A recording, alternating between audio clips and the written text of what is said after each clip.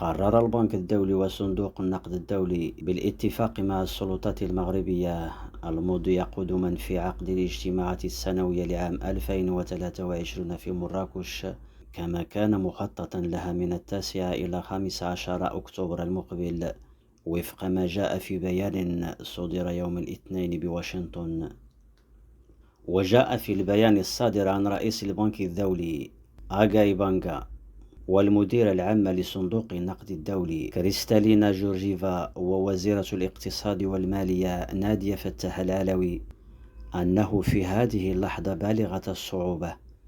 نؤمن أن الاجتماعات السنوية ستتيح الفرصة كذلك للمجتمع الدولي للوقوف إلى جانب المغرب وشعبه اللذين أثبت مجددا صلابتهما في مواجهة الفواجع، وذلك في أعقاب الزلزال الذي ضرب منطقة الحوز. وأوضح المصدر ذاته أنه ومنذ وقوع الزلزال المدمر في المغرب بتاريخ 8 شتنبر عمل خبراء البنك الدولي وصندوق النقد الدولي بالتنسيق عن كثب مع السلطات المغربية وفريق من الخبراء على وضع تقييم شامل لقدرة مراكش على استضافة الاجتماعات السنوية لعام 2023.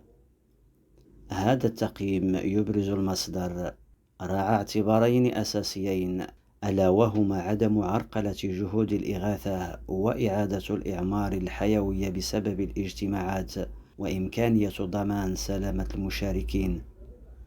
وأضاف أنه وبناء على المراجعة الدقيقة للنتائج،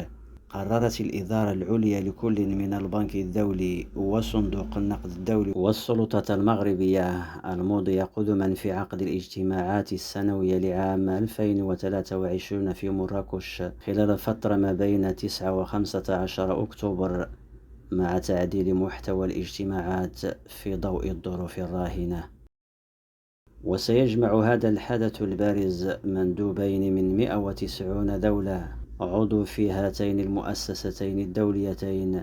من بينهم قادة القطاع العام، البنوك المركزية، وزارات المالية والتنمية، والبرلمانيون،